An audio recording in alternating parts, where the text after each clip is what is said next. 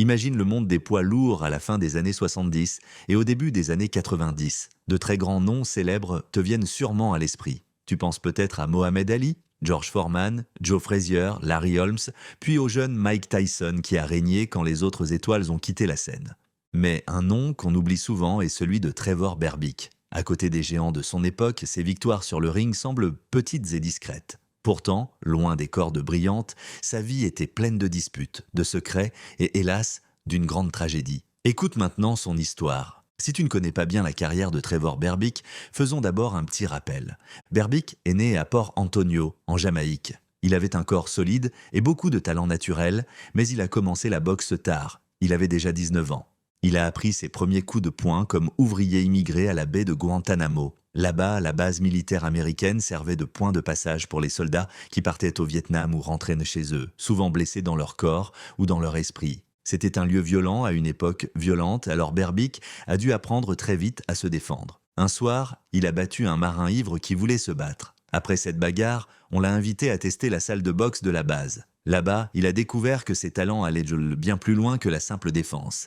Il a vite vu qu'il était doué pour se battre. Mais être boxeur ne suffisait pas pour éviter les problèmes hors du ring. Après quelques combats amateurs, il a été choisi pour représenter la Jamaïque aux Jeux panaméricains de 1975, où il a gagné le bronze puis aux Jeux olympiques de 1976. Quand il devient boxeur pro, Trevor surprend tout le monde. À son 17e combat, il bat John Tate. Cette victoire inattendue lui ouvre la porte pour affronter Larry Holmes pour la ceinture mondiale 2 combats plus tard. Il perd ce soir-là, mais ce duel allume une dispute entre les deux hommes. La rancune reste cachée pendant 10 ans avant d'éclater d'une façon vraiment spectaculaire.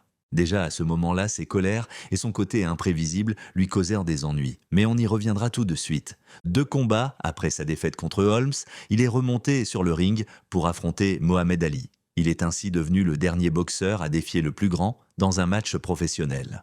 Peu de fans de boxe gardent un bon souvenir de ce combat. Ali n'était plus le grand champion d'avant, et il a reçu une grosse raclée de Berbick, un homme qui n'aurait eu aucune chance contre Ali à son meilleur. La punition que Berbick lui a donnée était dure à regarder, et c'est ce duel qui a poussé Ali à ranger ses gants pour de bon. Voir une légende partir ainsi faisait mal.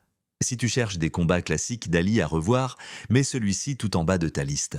Après encore quelques belles victoires, Berbick reçut une 2e chance pour la ceinture, cette fois contre Pinklon Thomas. Il gagna et devint champion du monde des poids lourds. C'était le sommet de sa carrière, mais dès ce combat fini, sa vie sembla partir en vrille. Il perdit le titre au tout prochain duel, un combat devenu légendaire contre Mike Tyson. Ce soir-là, Tyson mit seulement 2 rounds pour écraser Berbick et, du même coup, devint le plus jeune champion des lourds de toute l'histoire. Berbick sortit de ce combat très affaibli et, même s'il continua à boxer, il ne se rapprocha plus jamais d'une nouvelle couronne. Le pire, pourtant, fut la façon dont sa vie se défit à partir de là. Son comportement devint de plus en plus bizarre et tout ce qui tournait autour de lui devint, lui aussi, de plus en plus choquant. 10 ans après avoir perdu contre Holmes, leur vieille dispute explose pour de bon. Les 2 hommes finissent par se bagarrer en pleine rue. Holmes, battu par Tyson 3 ans plus tôt, célébrait calmement un retour gagnant lors d'une petite conférence de presse. Berbick débarque et coupe tout.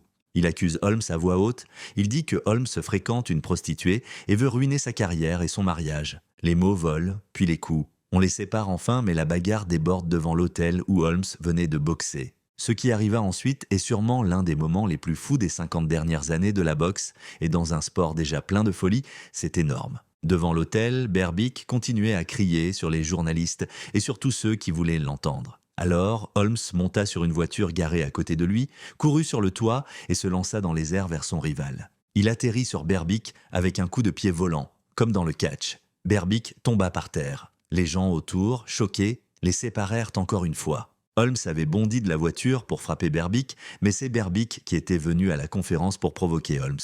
Mais ce n'était pas la seule fois où Berbick se conduisait mal, et ce n'était pas la pire chose qu'on lui reprochait. À la même époque, il a été jugé pour avoir violé la gardienne de ses enfants. L'année suivante, il a été déclaré coupable et condamné à 5 ans de prison. Il est sorti après 15 mois, mais il a brisé les règles de sa liberté conditionnelle, alors on l'a renvoyé des États-Unis vers la Jamaïque. Puis il a essayé de revenir au Canada, le pays où il avait commencé sa carrière. Le Canada a voulu l'expulser aussi, mais il s'est défendu et finalement, il a obtenu le droit d'y rester. Sa condamnation pour viol fut son pire crime et le moment le plus bas de sa vie. Mais ce n'était pas la seule fois où il eut des ennuis avec la loi. Avant cela, on l'avait arrêté pour avoir frappé un homme qu'il croyait amoureux de sa femme. Elle a divorcé après. Il a aussi attaqué son ancien manager en lui mettant un pistolet dans la bouche, puis il a été reconnu coupable de fraude pour avoir copié la signature de son ex-femme afin d'obtenir un prêt. Plus tard, on l'a jugé parce qu'il ne payait pas ses impôts, et pire encore, il s'est endormi pendant le procès.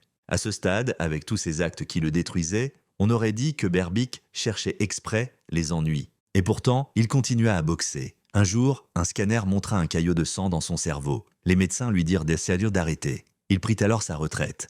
Après cela, il eut encore des ennuis avec la loi. Les États-Unis le renvoyèrent une nouvelle fois en Jamaïque. Sa vie agitée allait connaître son dernier drame quelques années plus tard. En 2006, 6 ans après avoir quitté le ring et 4 ans après son retour forcé en Jamaïque, il fut attaqué à Port Antonio. Un homme le frappa à la tête avec un tuyau de plomb. Trevor mourut sur place. L'homme jugé coupable de son meurtre était son neveu de 20 ans, Harold Berbick. Un second homme a été reconnu coupable d'homicide involontaire parce qu'il l'avait aidé. D'après la police, tout est parti d'une dispute à propos d'un bout de terrain. Trevor venait d'un milieu très modeste, mais il avait quand même atteint le sommet de la boxe. Il a porté un jour la ceinture mondiale des poids lourds. Il ne l'a jamais défendu avec succès, mais très peu de gens peuvent dire qu'ils ont été champions du monde. On se souviendra de Trevor Berbick comme du dernier boxeur à avoir affronté Muhammad Ali. On retient aussi qu'il a perdu contre la tornade Mike Tyson quand Tyson balayait la catégorie à toute vitesse, à peine sorti de l'adolescence. Berbick est le seul homme à avoir combattu Ali, Larry Holmes et Tyson. Rien que pour ça, son nom reste gravé dans les livres de boxe, même si ce n'est pas pour de grandes victoires. Dans le ring, il montrait un talent naturel, un corps solide et des poings lourds comme des marteaux. Il encaissait les coups, puis rendait des coups encore plus forts. Pourtant, on se rappellera aussi son caractère volcanique et imprévisible. Où qu'il aille, les problèmes semblaient le suivre. Berbick disait avoir trouvé Dieu à 16 ans. Plus tard, il devint même pasteur, mais sa foi ne suffit pas à le tenir loin des ennuis. Sa mort brutale, frappée à la tête, paraît presque être la fin inévitable d'une vie toujours au bord du chaos. Et toi ? Qu'as-tu pensé de la vie mouvementée de Trevor Berbick? Dis-le dans les commentaires. Si tu veux d'autres histoires vraies de boxe, clique sur j'aime, abonne-toi à Au-delà du ring et sonne la cloche pour ne rien manquer.